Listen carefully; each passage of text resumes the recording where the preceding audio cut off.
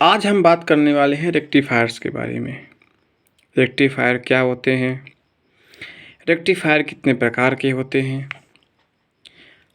Half wave rectifier का circuit diagram कैसे बनता है, इसमें इनपुट वोल्टेज कैसे जाती है और आउटपुट करंट कैसे प्राप्त होता है।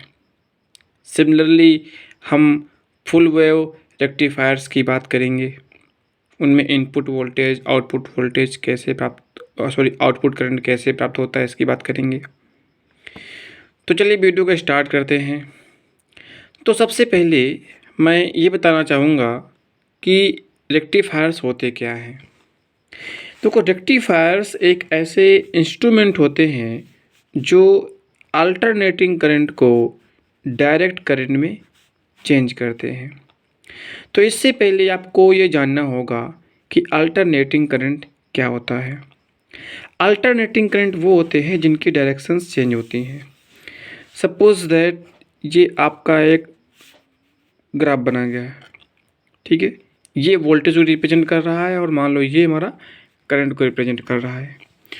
तो जो आउटपुट करंट होती है, जो अल्टरनेटिंग करंट होती है, वो हमको ऐसे प्राप्त होती है। ये साइन वेव होती है और ये नेगेटिव हो जाएगा और ये पॉजिटिव हो जाएगा, ये पॉजिटिव और ये नेगेटिव। तो अभी ये इस डायरेक्शन में फ्लो हो रहा था, ठीक है, और जब नीचे आएगा तब इसकी डायरेक्शन चेंज हो जाएगी। तो ये हो जाता है अल्टरनेटिंग करंट होता है, जिसकी डायरेक्शन चेंज होती रहती है। और जो डायरेक्ट करंट होता है, डीसी होता है, इसकी डायरेक्शन चेंज नहीं होती है। डीसी करंट हमेशा ऐसे फ्लो होता रहता है, ऐसे फ्लक्चुएट करता है, अर्थात ये नेगेटिव तरफ नहीं आता है। तो ये अल्टरनेटिंग करंट होता है और डीसी करंट ये होता है। तो जब हमको डीसी करंट की आवश्यकता होती है तो हम रेक्टिफायर का उपयोग करते हैं और एसी करंट को डीसी करंट में हम लोग क्या करते हैं, उनको कन्वर्ट कर लेते हैं। चलिए आगे बात करते हैं। तो जैसे आप लोग को दिख रहा होगा स्क्रीन में कि हाफ रेक्टिफायर्स दो प्रकार के होते हैं, हाफ वेव रेक्टिफायर और फुल वेव रेक्टिफायर। अतः हाफ वेव रेक्टिफायर्स क्या होते हैं, इनकी बात करते हैं। तो जैसे कि हमारे पास ये सोर्स वोल्टेज है, मान लो हमने ये इनपुट वोल्टेज दिया, ये जो है इनपुट वोल्टेज हमने साइनोसॉइडल वेव का दिया, ठीक है, ये हमारे अप्स डाउन्स होते रहते हैं। तो जब हमने ये सोर्स वोल्टेज दिया, इनपुट वोल्टेज दिया, सोर्स वोल्टेज जो है, तो इसका जो आउटपुट करंट हमको ऐसे प्राप्त होगा, ठीक है। जब हमको आउटपुट करंट ऐसे प्राप्त होता है तो ये क्या हो जाएगा, ये हमारा हो जाएगा एसी करंट हो जाएगा। तो सिमिलरली अगर हम बात करते हैं कि हाफ वेव रेक्टिफायर क्या होता है, जब हमारे सोर्स वोल्टेज को या फिर कह दे एसी वोल्टेज को, एसी करंट को ये इस तरह से हमको दे आउटपुट करंट, जब हम सोर्स वोल्टेज देते हैं तब हमको जब आउटपुट करंट प्राप्त होती है वो हमको एक ही डायरेक्शन में प्राप्त होती है, ऐसे मिलेगी, ये मिलेगी और इस वाले भाग को ब्लॉक कर देता है, फिर हमको ऐसे पॉजिटिव में ही मिलती है। तो मतलब क्या है, ये हमारा एक वेव था, इस वेव को इसने इस तरफ को ब्लॉक कर दिया और सिर्फ ऊपर वाले भाग को ही इसने रेक्टिफाई किया। तो जब एक करंट यहाँ तक होती, एक वेव यहाँ तक पूरा होगा, इसने हाफ पार्ट को ही रेक्टिफाई किया है, हाफ पार्ट को रेक्टिफाई इसने नहीं किया, ब्लॉक कर दिया है, इसीलिए इसे हाफ वेव रेक्टिफायर कहते हैं। और फुल वेव रेक्टिफायर्स क्या होते हैं, फुल वेव रेक्टिफायर्स जो होते हैं जिनमें हमको मान लो हम उनको ये सोर्स वोल्टेज दे रहे हैं, तो हमने उनको ये सोर्स वोल्टेज दिया और उन्होंने हमको जो आउटपुट करंट प्राप्त होती है हाफ फुल वेव रेक्टिफायर्स में, वो हमको ऐसे प्राप्त होती है, ये हमको मिलेगा पॉजिटिव तरफ मिलेगा और फिर यहीं से भी हमको ऐसे मिलती है। तो इसने जो है इस भाग को भी रेक्टिफाई किया तो हमको आउटपुट करंट ये प्राप्त हुआ। ये क्या है, ये हमारा है सोर्स वोल्टेज, ठीक है। तो ये हमारा सोर्स वोल्टेज है और ये हमारा आउटपुट करंट है, आउटपुट करंट है। तो चलो बात करते हैं, आगे चलते हैं। तो अब बात करते हैं हाफ वेव रेक्टिफायर का। एक्चुअली ये होता क्या है? हाफ वेव रेक्टिफायर ऐसे कुछ बना होता है, आप लोग यहाँ देखिएगा। तो जो ये हाफ वेव रेक्टिफायर होता है, अगर हम बात करें इसकी सर्किट डायग्राम की, तो इसमें यहाँ एक पीएन जंक्शन लगा होता है और ये सोर्स होता है, एसी सोर्स होता है और ये हमारा रेजिस्टेंस होता है।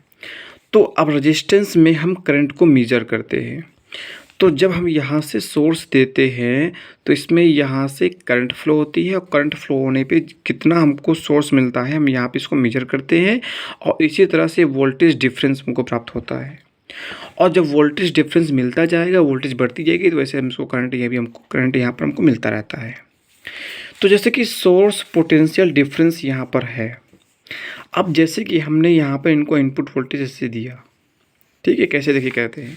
तो सबसे पहले क्या करते हैं, मान लेते हैं कि सोर्स वोल्टेज में ये वाला पॉजिटिव है और ये हमारा नेगेटिव है, टर्मिनल सोर्स वोल्टेज पे है। तो जब सोर्स वोल्टेज का ये भाग पॉजिटिव होता है और ये भाग नेगेटिव होगा, तो इस भाग से जुड़ा हुआ है पीएन जंक्शन का पी तरफ पी टाइप जुड़ा है। तो जब पी टाइप पॉजिटिव टर्मिनल से जुड़ा होता है और एन टाइप नेगेटिव टर्मिनल से जुड़ा होता है, तो आप लोगों को मालूम होगा ये पीएन जंक्शन कार्य करता है फॉरवर्ड बायस में। और जब फॉरवर्ड बायस में पीएन जंक्शन कार्य करता है तो उसमें करंट फ्लो होती है और उस करंट को हम इस रेजिस्टेंस पर मेज़र करेंगे। अब आप लोग देखिए कि कैसे करते हैं। स्टार्टिंग में जब करंट 0 था तब हमको आउटपुट वोल्टेज भी 0 मिलती है। देखिए ओम्स लॉ से हमको मालूम है कि V=IR होता है, अर्थात जो वोल्टेज होता है वो करंट के डायरेक्टली प्रोपोर्शनल होता है। अगर वोल्टेज बढ़ रही है तो करंट भी बढ़ता है। लेकिन यहाँ पर अब देखिए होता क्या है, जैसे कि हम यहाँ पर सोर्स वोल्टेज देते हैं तो ये पीएन जंक्शन फॉरवर्ड बायस में कार्य करता है और करंट का फ्लो कुछ इस डायरेक्शन पे होता है। जब करंट का फ्लो इस डायरेक्शन पे होता है, जब हमारा पोटेंशियल डिफरेंस 0 था तब करंट भी यहाँ पर 0 थी। तो मानते हैं पोटेंशियल डिफरेंस ये है और आउटपुट करंट मान लेते हैं हमको यहाँ से प्राप्त होती है। तो जब पोटेंशियल डिफरेंस 0 था तब आउटपुट करंट भी हमको 0 प्राप्त हो रही थी। जैसे जैसे पोटेंशियल डिफरेंस बढ़ेगा तो मान लेते हैं कि पोटेंशियल डिफरेंस यहाँ से बढ़ते बढ़ते यहाँ पर वो मैक्सिमम पोजीशन पर पहुँचा, फिर 0 नीचे आएगा और यहाँ पर वो फिर से 0 हो जाएगा। तो इसी प्रकार से हमको यहाँ पर आउटपुट करंट भी उसकी प्रोपोर्शनल प्राप्त होती है। आउटपुट करंट भी यहाँ पर जब पोटेंशियल डिफरेंस 0 हो गया तब आउटपुट करंट भी 0 हो जाती है। लेकिन जैसे ही हम इस सोर्स वोल्टेज को हम इस डायरेक्शन में देंगे तब उस समय यहाँ पर इसकी पोलैरिटी चेंज हो जाती है। कहने का मतलब क्या है, ये वाला भाग हो जाता है नेगेटिव और ये वाला भाग हो जाता है पॉजिटिव। अब इस समय जब पीएन जंक्शन का पी टाइप है वो बैटरी के नेगेटिव टर्मिनल से जुड़ा है और एन टाइप बैटरी के पॉजिटिव टर्मिनल से जुड़ा है, इसलिए ये जो हमारा पीएन जंक्शन है वो हमारा रिवर्स बायस में कार्य करता है। जब रिवर्स बायस में कार्य करता है, आप लोगों को इतना मालूम होगा कि रिवर्स बायस में करंट का फ्लो नहीं होता है। हाँ, अगर एक सर्टेन लेवल पर पहुंच जाता है वोल्टेज, जब जीनर वोल्टेज पर पहुंच जाता है तो वहाँ पर ये हमारा पीएन जंक्शन रिवर्स बायस में कार्य करना ख़राब हो जाता है, क्योंकि ये जल जाता है, इसलिए वहाँ से बहुत ज़्यादा करंट फ्लो होती है। लेकिन उसकी बात यहाँ नहीं करेंगे। यहाँ हम ये बात करते हैं कि रिवर्स बायस में करंट का फ्लो नहीं होता है, करंट का फ्लो रिवर्स बायस में ब्लॉक हो जाता है। इसलिए जब ये इसकी सोर्स वोल्टेज की पोलैरिटी चेंज होती है तब यहाँ पे इस तरफ इसमें करंट फ्लो नहीं होता है, क्योंकि इस समय यहाँ पर जो हमारा पीएन जंक्शन था वो रिवर्स बायस में पहुंच जाता है और रिवर्स बायस में करंट का फ्लो नहीं होता है, इसलिए यहाँ पर करंट फ्लो नहीं होगा। फिर जहाँ पर जब फिर से ये पोटेंशियल डिफरेंस 0 पहुँचता है तो फिर यहाँ पर 0 की करंट फ्लो होती है और सेम प्रोसेस फिर से यहाँ पर होता है। जब सोर्स वोल्टेज बढ़ेगा और मैक्सिमम पोजीशन पर पहुँचेगा और ऐसे आता है, तो सेम यहाँ पर भी उसकी प्रोपोर्शनल करंट भी बढ़ती है और इस प्रकार हमको ऐसे ही डीसी करंट प्राप्त होती है। तो इस तरह से ये हमारा हाफ वेव रेक्टिफायर होता है। फिर से आप लोग देख लीजिएगा कि जैसे हम यहाँ पर हाफ वेव रेक्टिफायर कैसे बनता है, हम एक पीएन जंक्शन लगाते हैं और यहाँ पर एक इनपुट सोर्स लगाते हैं और इस तरफ हम एक रेजिस्टेंस लगा करके यहाँ पर करंट को हम मेज़र करते हैं। तो जैसे ही हम इस पे सबसे पहले हम पी सोर्स का पॉजिटिव टर्मिनल को बैटरी के पी से जोड़ते हैं और सोर्स के नेगेटिव टर्मिनल को बैटरी के एन टाइप पीएन जंक्शन के एन टाइप से जोड़ते हैं। तो उस समय क्या होता है कि ये होता है फॉरवर्ड बायस में, और फॉरवर्ड बायस में करंट फ्लो होती है। लेकिन जैसे ही वोल्टेज डिफरेंस 0 पहुँचता है तो इसकी पोलैरिटी चेंज हो जाती है और उस समय इसमें करंट, चूँकि पीएन जंक्शन फिर बैटरी का पीएन जंक्शन का पी टाइप बैटरी के नेगेटिव टर्मिनल से होता है और पीएन जंक्शन का एन टाइप बैटरी के पॉजिटिव टर्मिनल से होता है। इस कंडीशन में पीएन जंक्शन रिवर्स बायस में काम ना करके रिवर्स बायस में काम करती है, इसलिए इसमें करंट का फ्लो नहीं होता है और करंट ब्लॉक हो जाती है। तो फिर से जब हमारा फिर से पॉजिटिव टर्मिनल की तरफ पॉजिटिव सोर्स हमारा फ्लो होगा करंट वोल्टेज का, तो उसमें फिर से हमारा करंट फ्लो होती है। तो ये हमारा हाफ रेक्टिफायर का प्रोसेस होता है। वीडियो कैसी लगी आप लोग कमेंट बॉक्स में ज़रूर बताइएगा, अपना फीडबैक दीजिएगा। चलिए, जय हिंद, जय भारत, और नेक्स्ट वीडियो में हम फुल वेव रेक्टिफायर की बात करेंगे।